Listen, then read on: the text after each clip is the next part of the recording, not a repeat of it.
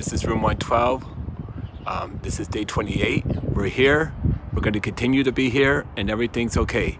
Mr. Christian, Mr. Wilson, Miss Diane, and myself want to say, hey, hope you're doing well. It's a beautiful spring evening, and let's see what we're talking about. Everybody was busy this weekend. We have gotten like 20 million loads of branches and yard work done. Everybody's got their gardens going. We're looking good. It's a beautiful day, and let's look inside and see what our lesson's going to be like today. Ooh, our front porch is looking good. Oh, and the wife said, look at the new welcome mat. We have a new welcome mat out. The geraniums are out. We're getting ready for spring, getting ready for Memorial Day. Got our patriotic wreath ready, patriotic fireplace ready. Getting there. Oh, our May Day basket. Now this one had a beautiful purple flower on it, so we just planted that one. But we May Day baskets, and I think that is our topic of the conversation today. May Day Part 2. And you might say, wait a second, why do we have a Union shirt, a fist out, and a May Day book out? Well, we're going to talk about the history of May Day Part 2. And my wife said, wait a second, I thought May Day was a day where we have maypoles, there's flowers, there's people wear flowers, we have general rejoicing. It's a welcome to spring. At West High School in Rockford, they used to dance around the maypoles during school time. They had a May Day queen, and it was a public holiday. And she said, oh, I thought it was just part of a floral wreath and all these other little things that everybody did. And really, the history of May Day began in 1886. And it began as a day of worker celebration and agitation. And that's a $10 word. What does the word agitation mean? And it means like when you get upset, like we do the zones of regulation in class, and you're like, oh, if I'm good, I'm in green. If I'm a little hyper, like I'm always hyper, I'm yellow. If you're sick, you were always kind of like on blue. And the red was always like if you were angry or upset at something. And that's what you would be on. This would be a day where you all would be on red. And usually July 4th was a day where everybody would take off and celebrate the founding of America. But by 1894, it became a working class holiday, people who worked. And it really started up in 1878 when there was the 8-hour day. People wanted to only work, your mom and dads would only work 8 hours. And there was actually an 1880 8-hour day song.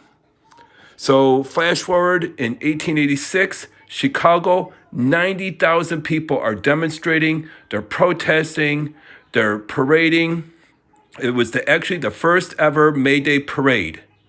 And people would wear the colors of whatever Union shirt you wear to represent like the May Day of the parades and everything. You would wear your colors of your trade union. So everybody would wear different colors, and they were just protesting for the 8-hour day. And all of a sudden, the Haymarket Square incident happens on May 4th. And it spreads like wildfire over to Europe. And by 1890, all of Europe is celebrating May Day. Now, here's the part where I know Miss Lully. And Miss Lully teaches 6th grade, and she teaches English. And she's from Albania.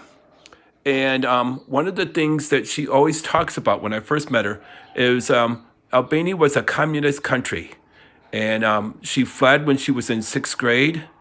Didn't know any English, but they got out of having the communist country. And it is really, people were oppressed. People were, communism is, as an editorial comment, it was a very tough time in the Soviet Union. Well, the Soviet Union takes over May Day as a source of propaganda. And they have a big parade in the Red Square. And they show up all the military hardware. And it was a celebration to either give you admiration or fear. And it was also a day where they would celebrate Vladimir Lenin and Karl Marx, who were the founders of the communism. And it was the one day where the West could look and see as who was in power, who was not in power, all their military hardware, and just see who's who in the Politburo or in the Soviet Union. So that was always a day when you would go through the thing and you'd always see everybody waving, and it was just a big thing in the Soviet Union. It was never an official holiday in the United States, and that was because of the Haymarket protests and incident. In America, Labor Day has its day in the United States as the end of a summer thing in a celebration wrap up of summer, and that usually happens on the first Monday in September. Soviet Union protests that have been notable in 1970 and 71. There were more May Day protests in America. The protests of the Vietnam War. Since the Soviet Union is no more, May Days are still celebrated as a propaganda or as a celebration of communism in China and in Cuba. And less political, it's still a day of protest worldwide. It was a day that people, a few years ago, people broke into or just busted the windows of Starbucks and McDonald's because they weren't happy with their corporate image, and so they did that. It was a day where immigrant farm workers and people from Mexico protested things about immigration. So it's been a day of protest worldwide. There was a protest a couple years back in France and in England. So it's just a day if people were going to be on red or protesting or agitating or upset about things, May Day was always a day to celebrate that.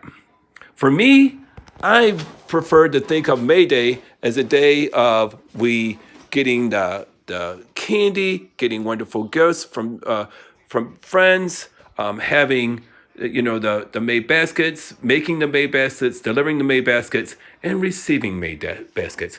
In our May basket, we got 2 bandanas for the COVID-19 thing, and we have some candy. This one had a beautiful little purple, a blue flower on it, and as a joke, a little toilet paper for the whole COVID-19 thing. To me, it is a day where I'm always on green and happy, and we celebrate that day with friends. But as a teacher, just giving you the historical perspective of what May Day is. I hope you're well. Miss Diane, Mr. Christian, Miss Wilson, and Mr. Wilson are here. We're going to continue to be here, and everything's going to be okay. All right, happy May Day.